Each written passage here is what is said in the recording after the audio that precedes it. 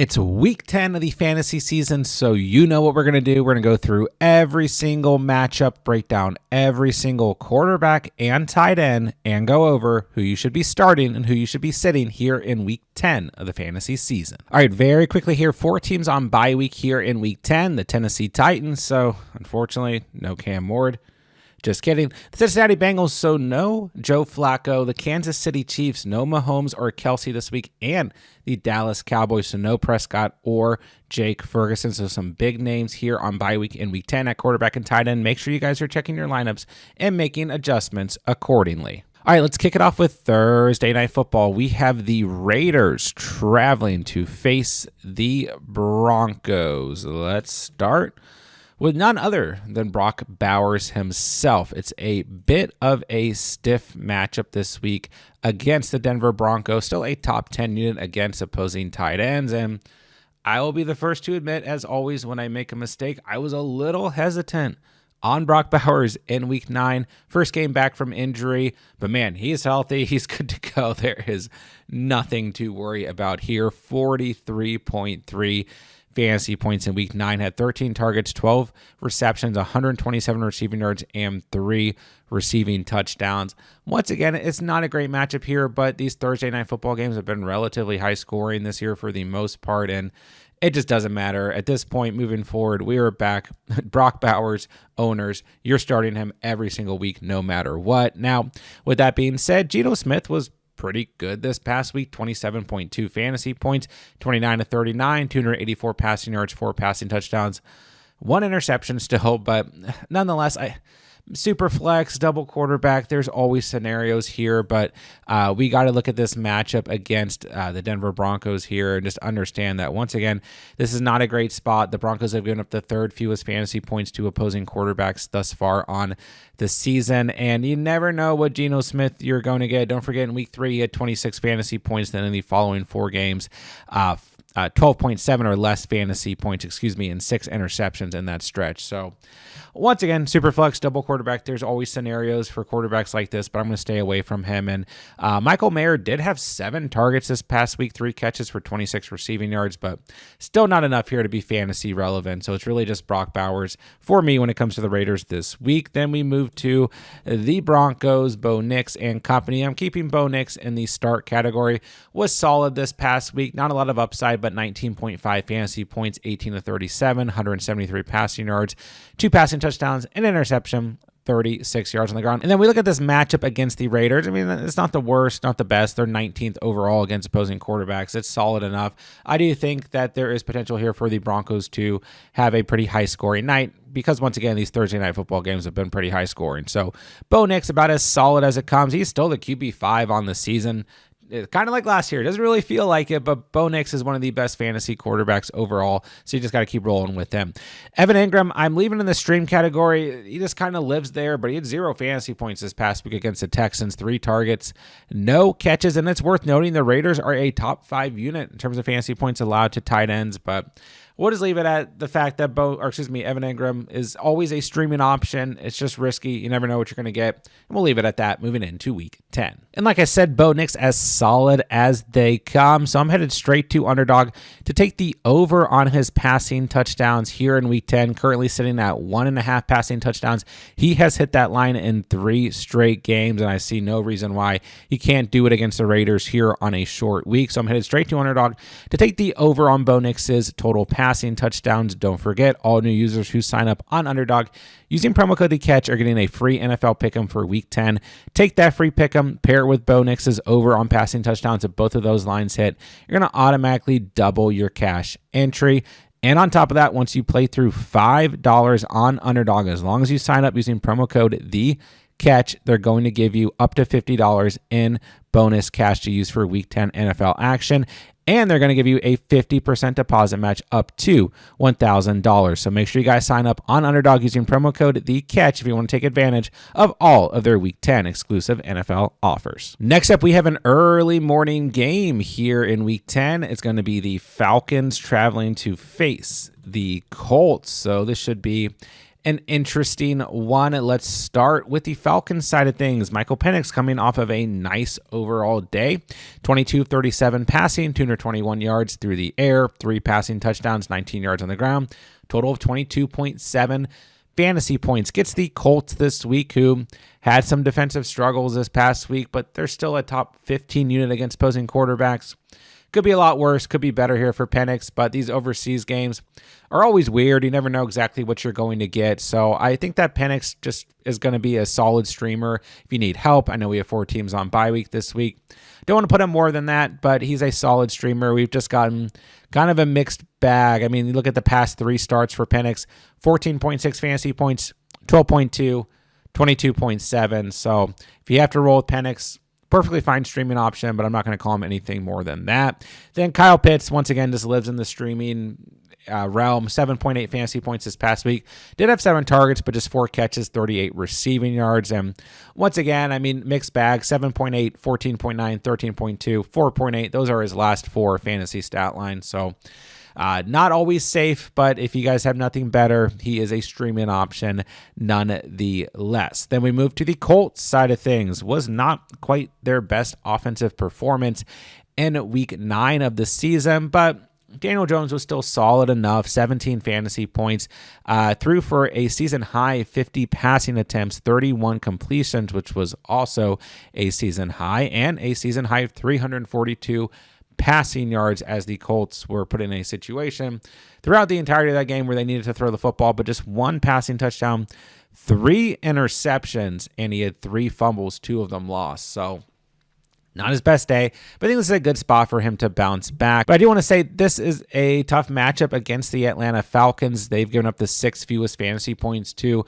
opposing quarterbacks so far on the season. So maybe there's some concern here. I mean, we're coming off of a game with, 5 turnovers for Daniel Jones and an additional fumble that was not lost. So it may depend on who you guys have, but I'm going to leave Daniel Jones in the start category. I think they're going to get it done here before the Week 11 bye. But if this game goes bad, just bear in mind, after the Week 11 bye, the Colts are going to face the Chiefs and the Texans back-to-back, then Jacksonville and Seattle on the road, San Francisco at home, Jacksonville at home. This is not an easy schedule in terms of opposing defenses to finish out the year for the Colts. So definitely keeping a close eye on this unit. And then we got Tyler Warren. I know it wasn't great this past week to 7.6 fantasy points, but he had 7 targets, 5 catches, 26 receiving yards. He still gets plenty of involvement in this offense. But once again, the Falcons have given up the fewest fantasy points to opposing tight ends on the season. They've only allowed 176 receiving yards and 1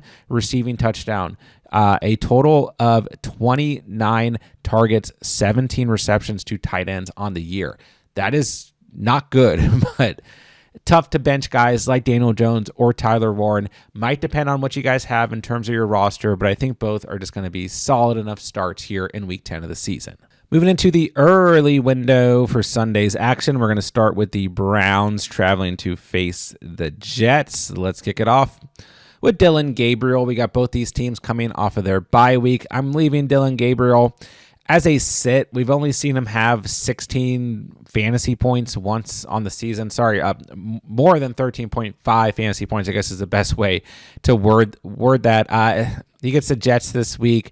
I mean, this defense doesn't scare me. They're a bottom 10 unit against opposing quarterbacks, but you'd have to be really desperate to need Dillon Gabriel. Maybe in a super flex league, if you're in a deep format and he's the only guy out there on waivers, maybe he can come up with like 16 fantasy points. But I'm going to say for most of you guys out there, he's a sit. David Njoku, 13.7 fantasy points this past week. He did score a touchdown. And guess what? Harold Fannin, 18.4 fantasy points and scored a touchdown. And I'm sorry, that was in week 8, not this past week, as the Browns were obviously on bye week this past week. But double-digit performances for both these Browns tight ends in their last start. I think they're just going to both kind of be streaming options. They have some risk, but they always have upside. The Jets, 18th overall against tight ends on the season. Good enough spot here. If you guys need to roll with one of the 2 options, we know that Dillon Gabriel likes to throw to the tight end position. more than any other position, so they are both viable streaming options. Then, technically speaking, at this point in the week, at least when I'm recording this, the Jets have been non-committal on who they are going to start at quarterback this week, whether it's going to be Justin Fields or Tyrod Taylor. So I guess there's a scenario for either of them to play. I'm leaving them as sits, though. I think that Justin Fields always has some upside, and I mean Tyrod Taylor is always a streaming option, I guess, at the quarterback position if he gets the start. But this Browns defense, nothing to sneeze at. They've given up the 7th fewest fantasy points to opposing quarterbacks, and this game just kind of has that feel of like defenses showing up and quarterbacks not playing great and it being low scoring. So Fields always some sort of upside if he gets the start due to his rushing capacity. Also risk for turnover when Fields plays, or low offensive output, I guess I should say, as he actually hasn't thrown an interception on the season. But yeah, I just want to stay away from these Jets quarterbacks in week 10. We'll leave it at that. Mason Taylor, very low-end streaming option. We liked him in week 8 because he was playing the Bengals. He did catch that touchdown at the end of the game, got 14.4 fantasy points. But once again, this Browns defense, I mean, they're top 15 against opposing tight ends. It could be a lot worse, but I just don't want to call him anything more than a streamer moving into week 10. Next up, we have the Saints traveling to face the Panthers in a divisional matchup. A little shake-up at quarterback this past week for the Saints. Tyler Shuck is the starter. He was 15 of 24, 176 yards through the air, a passing touchdown, an interception, 2 yards on the ground. Just about what we expected, and I don't know if it's going to get much better here on the road against the Panthers. The Panthers are like just quietly a good defense. They're not amazing. They're not great. They have flaws. If they're playing the Bills, they're not good at all, but ultimately they've given up the 9th fewest fantasy points to opposing quarterbacks on the season so far. So I don't love this spot for Tyler Shuck, and I don't really think any guys out there are considering Tyler Shuck except in like deep Dynasty Superflex formats. So let's just stay away. I don't like him at all this week, and I don't think anyone out there does. But Juwan Johnson is a solid streaming option. This is a good matchup. The Panthers, one of their flaws is they have not been great against tight ends, although they have improved over the past 2 weeks or so. And they don't really give up a lot of touchdowns to tight ends, just 4 on the season, but they give up a fair amount of receiving yards at 582 on the season, and they are still a bottom 12 unit ultimately against opposing tight ends. So good spot for Juwan Johnson. He's a solid streamer. Talked about him in the waiver video. If you guys don't have anything better, I think he's worth the pickup and play this week. Now we move to the Panthers. Bryce Young this past week. Bad. I mean, they won the game, so it's kind of been overshadowed, but it's really just like Rico Dowdle in this offense and some sprinkles of Tet McMillan, and that's it for fantasy. But Bryce Young was 11 of 20, 102 yards through the air, had a fumble that was not lost, had an interception, 3.9 fantasy points. No, thank you. Staying far away from Bryce Young, Andy Dalton, whoever the quarterback is at any moment for the Panthers. No, thank you. And same goes for the tight end position. Jatavion Sanders had 1.5 fantasy points this past week. Tommy Tremble, 0 points. So let's just stay far away from this Panthers offense at quarterback and tight end here in week 10. Moving along, we have the Patriots who are traveling to face the Buccaneers coming off of their bye week. This is going to be a good one. Let's start with Drake May, who's an absolute must start every single week. Lower ceiling this past week, 17.3 fantasy points, 19 of 29, 259 yards through the air. 2 passing touchdowns, did have an interception, but he also had 2 fumbles, one of them lost. So a little bit of a lower ceiling, but the floor is still very safe. And, the Patriots still came through with a victory. And yeah, I mean, I think you got to feel good here against the Buccaneers. This is going to be a game where I'm envisioning offense on both sides. I'm envisioning both teams throwing the football a lot. And we know at the end of the day, the Patriots still throw the football at one of the highest rates in the NFL. So Drake May, going to be a solid start. And don't worry too much about this past week. We're still looking at, on the season, 20 or more fantasy points in every game except for 3. And only under 16.7 fantasy points just once on the year. That was in week 5 against Buffalo. So Drake May, solid start. You guys, if you own him, you're probably rolling with him anyways. Hunter Henry, always in the streaming category. We got 2 tight ends in this matchup that just are kind of always streamers, and you never know what you're going to get. A little bit better volume this past week for Henry. 6 targets, 4 catches, 51 receiving yards, and 9.1 fantasy points. Not my favorite option. The Bucs are okay against tight ends, 15th overall, but he just kind of lives in the streaming category, and that's all we can really say. Not a lot of upside. Then we move to the Buccaneers, talking about not a lot of upside. Where has been the upside for Baker Mayfield in his last 2 starts? 4 fantasy points in Week 8. Didn't really need to do anything in that game. The Bucs defense was doing everything. They didn't even really need to run the football. Like, the defense was just so dominant against Spencer Rattler and Tyler Shuck.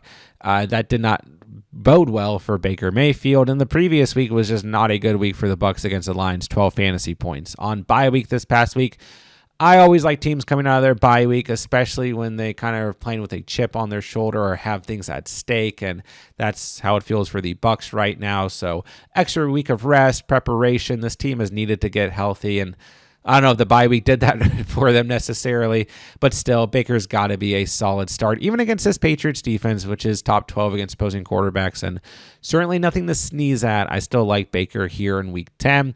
And then we look to Cade Otton. Like I said, always in the streaming category. Maybe the health of some of these wide receivers in Week 10 matters in terms of what type of volume you see for Cade Otton, but he's had 8 or more fantasy points in 4 straight games, 10 or more in 3 out of those 4, so decent streamer, and one of the positions that the Patriots have been relatively weak against is the tight end position, bottom 10 in terms of fantasy points allowed to tight end. So not my favorite, but he's always a streaming option as we move into the weekend.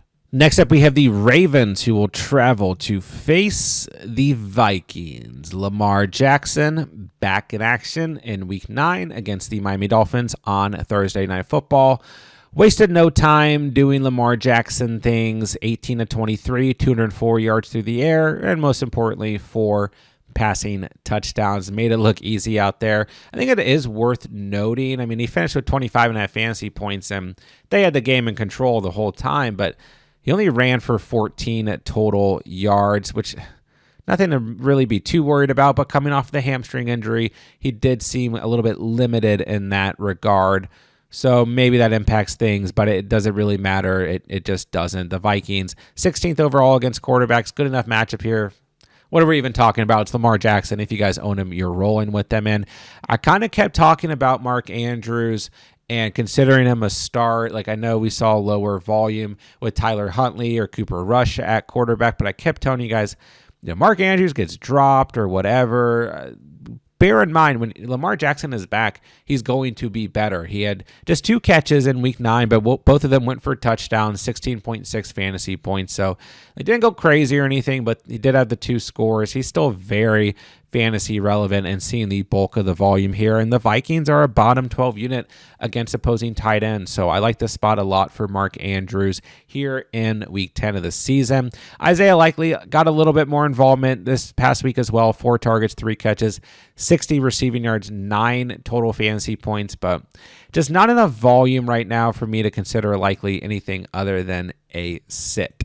Then we move to the Vikings side of things. JJ McCarthy, impressive at this past week against a good Lions defense. 14 of 25, 143 yards through the air. So nothing crazy there, but he threw 2 touchdowns and ran for a touchdown. Had an interception, had a fumble that wasn't lost, but at the end of the day, 19.9 fantasy points. Can't feel too bad about that. And then this Ravens defense, although they're getting healthier, they've improved slightly and all of that, they're still a bottom 10 unit against opposing quarterbacks. So I feel like we have to put J.J. McCarthy as a streaming option. He's pretty lowly rostered. And we'll get the Chicago Bears in Week 11, so the next 2 weeks look pretty solid for a safe floor for J.J. McCarthy if you guys need help at quarterback.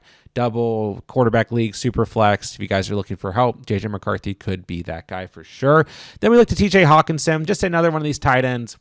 Lives in the streaming category. The upside's not massive. I mean, he scored a touchdown this past week and only had 9.1 fantasy points. But, I mean, since week 3 this season, 7.9 or more fantasy points in every game except for 1. So, not a ton of upside, but he's like a Hunter Henry, Cade Otton type of guy. If you own him, you can just roll with the punches. But we'll just leave him as a streaming option moving into Week 10. Moving along, we have the Bills traveling to face the Dolphins in a divisional matchup. Let's kick it off with Josh Allen and the Bills. Josh Allen, a must start every single week. You guys already know this. You're starting him no matter what, and this is a good enough matchup, to say the least, against the Miami Dolphins. 25th overall against opposing quarterbacks, bottom 10 unit. In terms of fantasy points allowed, 28.8 fantasy points this past week for Allen. 2 rushing touchdowns, a touchdown through the air. You guys already know if you own Josh Allen, you are rolling with him no matter what. Then we look to Dalton Kincaid, coming off of a big week after a disappointing week 8 on National Tight End Weekend against a bad Carolina Panthers defense when it comes to tight ends. He had 22.1 fantasy points against the Chiefs, 6 targets, caught all of them for 101 receiving yards and a receiving touchdown. And this week, he gets a bottom 5 unit against opposing tight ends in the Miami Dolphins. So Dalton Kincaid, as good as a start at the tight end position as you are going to get. Then we move to the Dolphins. I'm putting Tua in the sit category. I'm just not trusting him whatsoever, even as a streamer or whatever. I just want no part of this. 9.5 fantasy points this past week. No passing touchdowns, an interception, after having 24 fantasy points and 4 passing touchdowns in week 8. So, yeah, just no thank you. I want nothing to do with Tua. The Bills have given up the second fewest fantasy points to tight ends to quarterbacks on the season so far. And actually, coincidentally, they've also given up the second fewest fantasy points to tight ends as well. So whoever the starting tight end this week is going to be, I don't have any interest in them. I'm not starting them. Greg Dulcich saw the most volume this past week. 5 targets, 5 grabs, 49 receiving yards, 9.9 fantasy points. Julian Hill missed this past week. It really just doesn't matter. Let's set any Dolphins quarterback or tight end and start both quarterback and tight end for the Bills here in week 10. All right, next up we have the Giants traveling to face the Bears. Let's start with Jackson Dart and the Giants. Dart, another solid fantasy performance. 27.2 fantasy points this past week. 22 of 33, 191 passing yards, 2 passing touchdowns, 56 yards on the ground, and a rushing touchdown. He now has a rushing touchdown in every game he has started except for week 5 against the Saints. And he's been solid enough through the air as well. I mean, he gives you that rushing upside. And I've said it for quite a few weeks now. Jackson Dart is just a start every single week until we're proven otherwise. And you got to feel good about this matchup against the Bears, a bottom 10 unit against opposing quarterbacks so far on the season. So great spot for Jackson Dart. I'm considering him an absolute must-start player at the quarterback position this week. Then we move to Theo Johnson, who I kind of mentioned here and there this past week as a sneaky start against the Niners. Scored very early in that game, but only had 3 catches, but still 11.7 fantasy points. Got you through. Solid enough streaming option. I think he's a solid enough streaming option again here in week 10 against a Chicago Bears unit that ranks bottom 10 in terms of fantasy points allowed to tight ends. So if you need help, Theo Johnson could be that guy. Daniel Bellinger banged up this past week, did not play. Had seen some involvement in previous weeks, but not going to be an option for you guys. Theo Johnson or nobody at tight end for the Giants this week.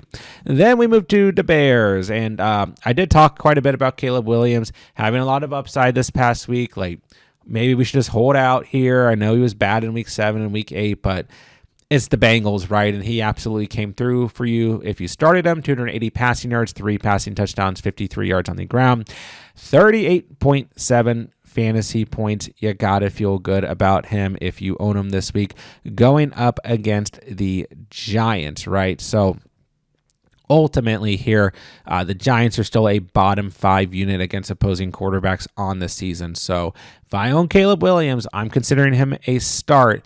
He's a bit volatile, don't get me wrong, but you got to feel good here. He's a top 10 quarterback in fantasy, and I think a solid overall start here in week 10 of the season. Then we move to the tight end position. I'm considering Colston Loveland as a solid streaming option, and I talked a lot about him last week. We talked about him in the waiver video for week 9. We talked about him in the stash video, and we talked a lot about that matchup against the Cincinnati Bengals and a potential breakout game. 7 targets, 6 catches, 118 receiving yards, 2 receiving touchdowns, 29.8 fantasy points. This week he gets the Giants. It's definitely a different matchup. I mean, on the season, the Bengals have given up 12 receiving touchdowns to tight ends, okay? The next highest team, there's a few teams that have allowed 6 receiving touchdowns. So the next highest team has half the amount of touchdowns allowed, and they've given up 722 receiving yards to opposing tight ends, the most by far of any team. Then we look to the Giants, 427 receiving yards and 4 receiving touchdowns allowed to tight ends, 13th overall in terms of fantasy points allowed to the position. Very different matchup this week, but I still think he's a solid streaming option if you guys need help at the position. Cole Kmet, concussion this past week. Don't know if he's going to be good to go in week 10 or not. He was questionable for week 9 with a different injury, so probably not going to be a factor. That's probably good for Colston Loveland. So Loveland, solid streamer, but just bear in mind, he's not playing the Bengals here in week 10. All right, closing out the early window, we have the Jaguars traveling to face the Texans. Let's start with the Jaguars and Trevor Lawrence. We left T-Law as a streaming option in week 9, and I will leave him at the very bottom of the streaming options here in week 10. He was good last week, 22 fantasy points, 23 of 34, 220 passing yards. Did throw an interception and 0 passing touchdowns, but he ran for 24 yards and had 2 rushing touchdowns. But this Texans defense giving up the fewest fantasy points to quarterbacks on the season so far.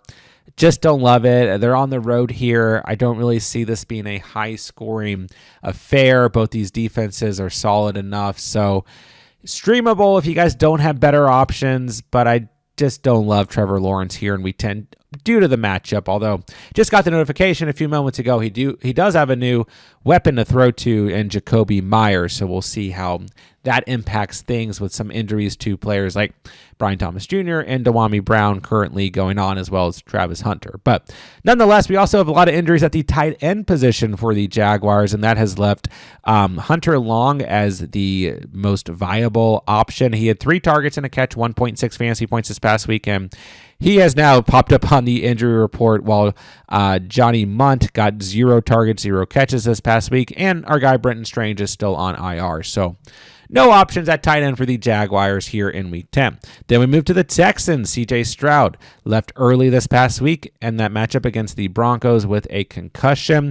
Don't know if he's going to play in week 10 or not. If he plays, I have no interest in starting him.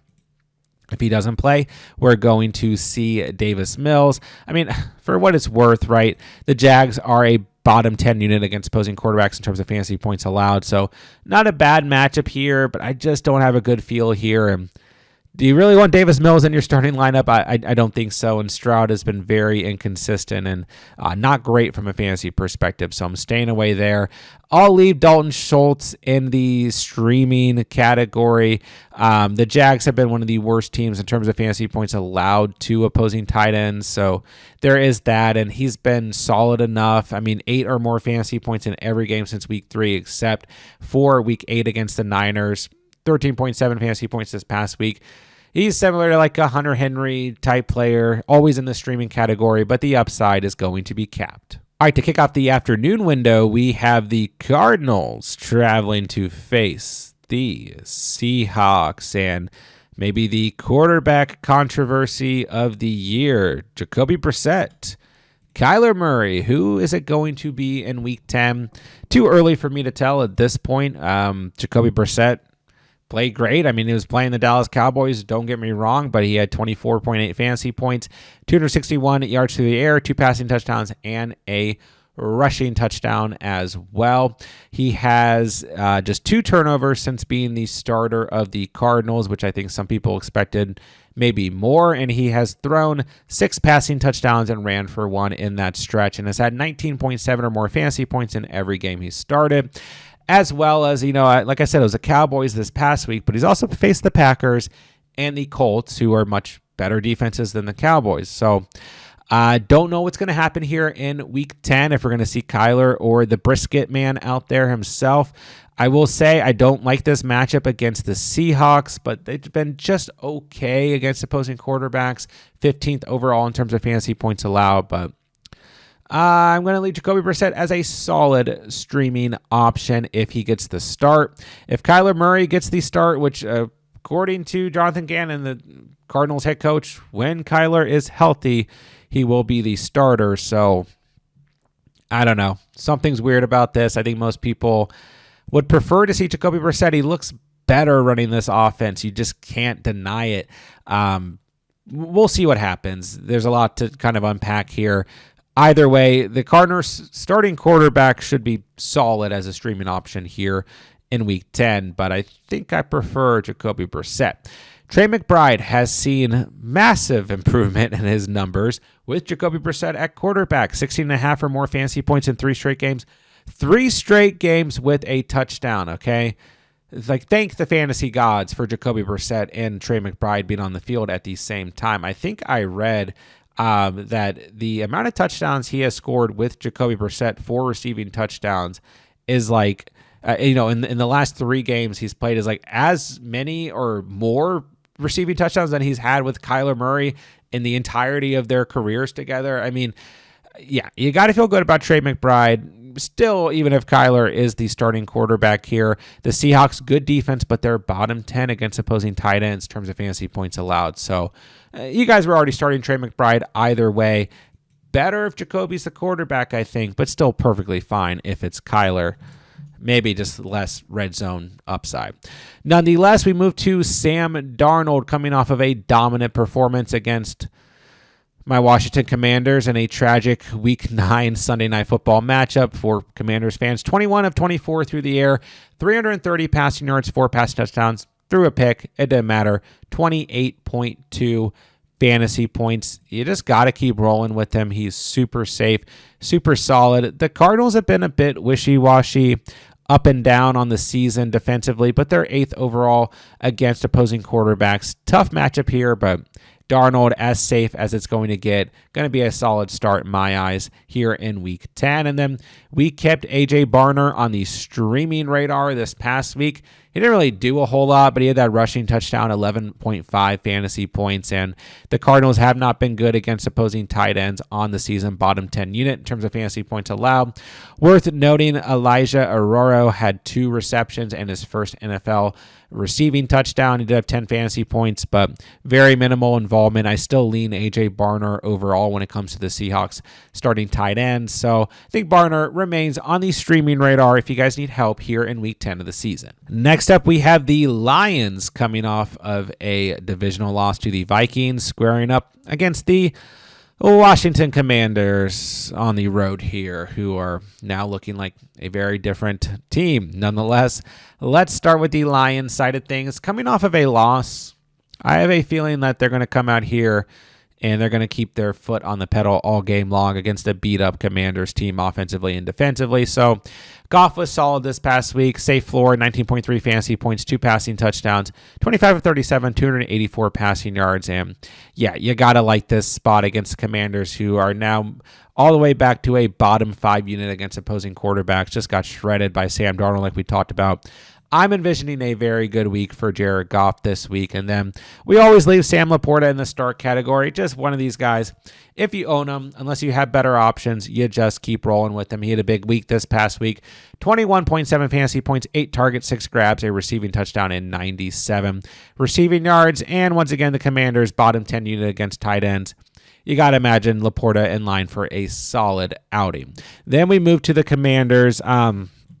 I'm going to go ahead and say Marcus Mariota is going to be a sit, and I guess we should do a moment of silence for my guy JD5, who will likely be out for the rest of the season, although I think there is technically a chance they might bring him back, but please don't. Just let this man have his rest, and we'll start over next year. So Mariota will have some streaming capacity, I'm sure, on the season, and the Lions are bottom 10 against opposing quarterbacks in terms of fantasy points allowed, but I need to see something first before we get too excited here. Superflex, double quarterback, there's always a scenario, but for most of you guys, let's just call Mariota a sit. Zach Ertz will remain in the streaming category, but like bottom end. Remember that the games where Zach Ertz was playing well this year were primarily games with Jaden Daniels at the quarterback position. As a matter of fact, if you go back and look, every game where Zach Ertz has caught a touchdown this year, which are the only games he has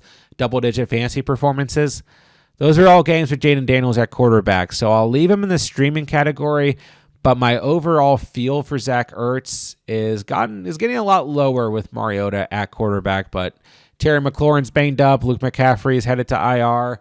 I mean, they're going to need to throw to somebody, and Ertz is probably one of the top options next to Deebo Samuel. So will remain a streamer, but a low-end streamer until further notice. All right, final game of the afternoon window. We have a divisional matchup with the Rams traveling to face the Niners. So let's start with Matthew Staff infection himself, balling out MVP caliber season at the moment. 2 or more passing touchdowns in every game this year except for 2. 3 or more passing touchdowns in every game since week 4 except for week 6. 9 passing touchdowns in the last 2 weeks.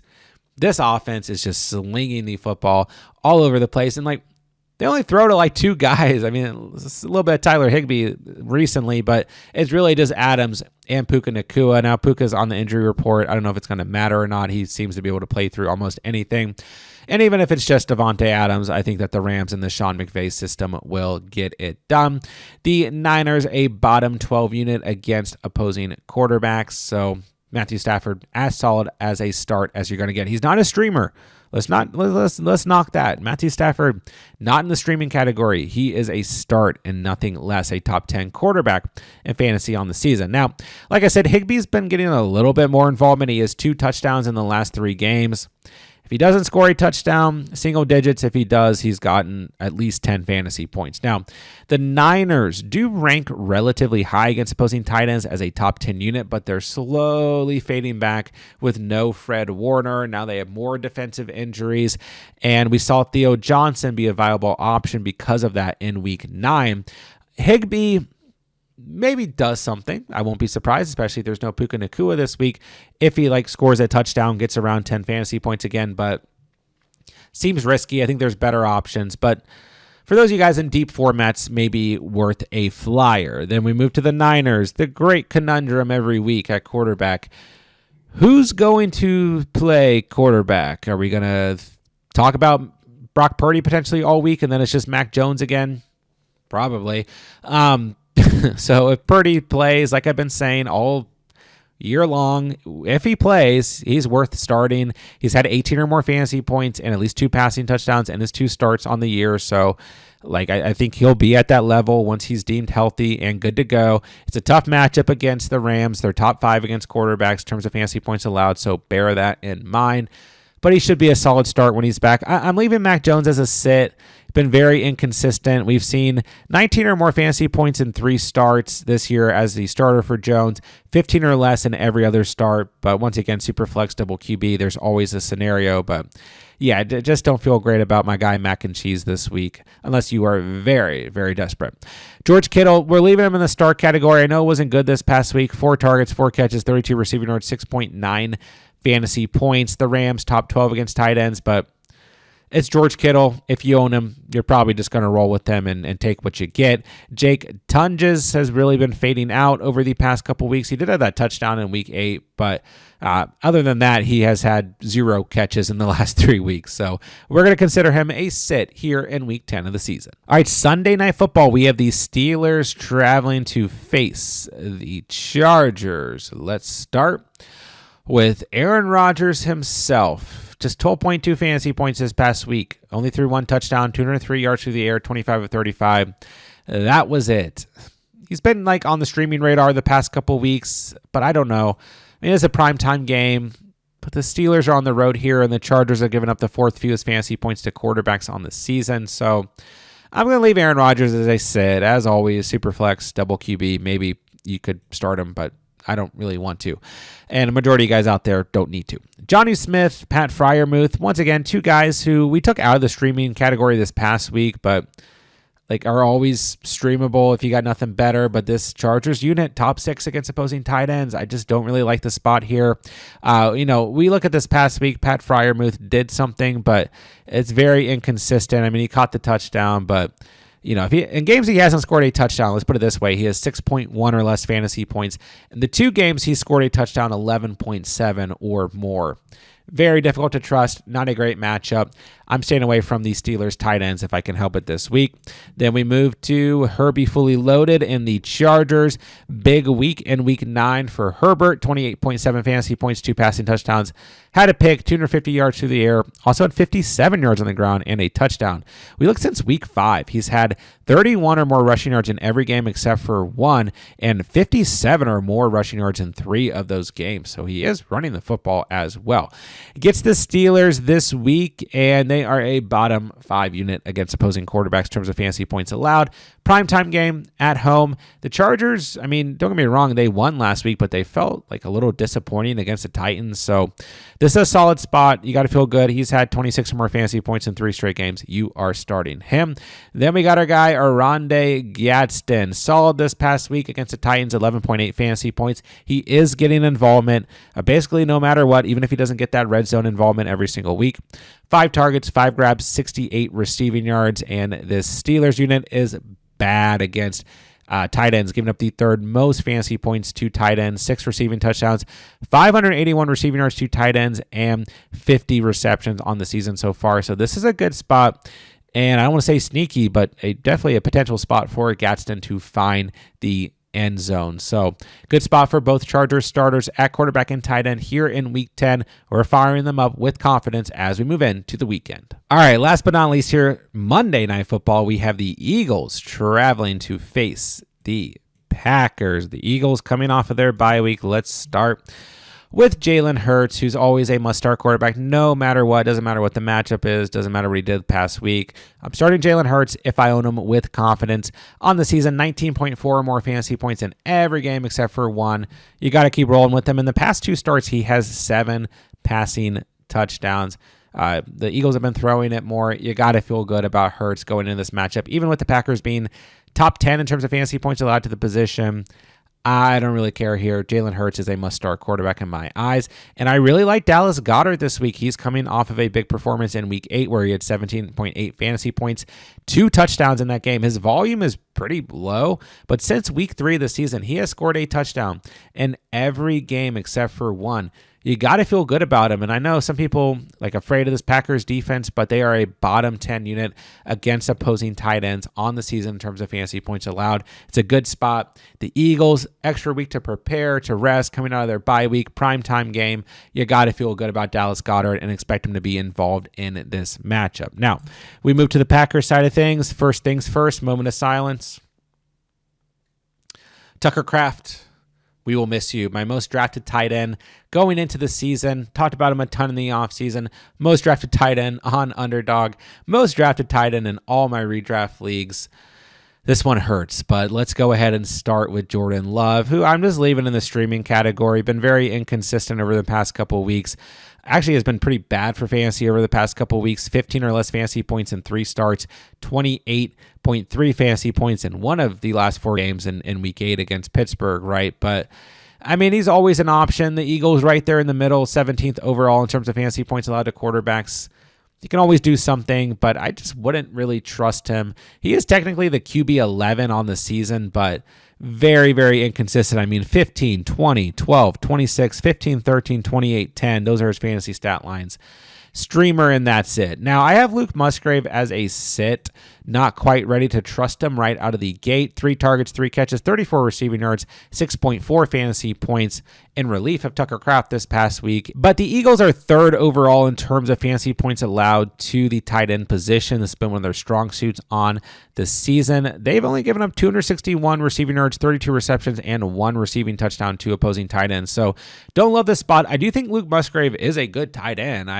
He was actually one of my most drafted players at the tight end position 2 seasons ago on Underdog. So I was right in theory, but not right because Tucker Kraft ended up being the guy last year and was the guy for most of this year till he got hurt, right? Unfortunately. But nonetheless, I do like Luke Musgrave. I do think he can have an impact on this offense. And with Matthew Golden going down and considered day-to-day with a shoulder issue, Jaden Reed still on IR, they're going to need help in terms of who they're throwing to. And I think Christian Watson, okay, he's fine. I was going to say, I think he might be on the injury report. That was last week. Nonetheless, sorry, kind of going in different directions here.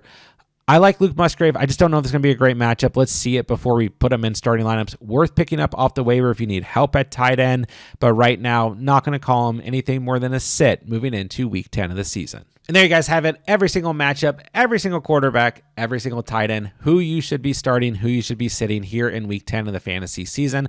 Don't forget, guys, I'm answering as many fantasy football questions as I can in the comment section down below. So if you guys need anything whatsoever, make sure to drop your comments. I'll get back to as many of you guys as I can throughout the week. And while you guys are down there, it does me a huge favor, helps out the channel tremendously if you guys subscribe and hit that like button on the way out. When the videos and playlists pop up on the screen, don't forget, guys, we'll have everything you could possibly need to dominate this week and every coming week of the fantasy season. So go check out all the content as it drops throughout the week. And with that, I'll say thank you guys so much for watching and or listening. And remember, you saw it here on The Catch.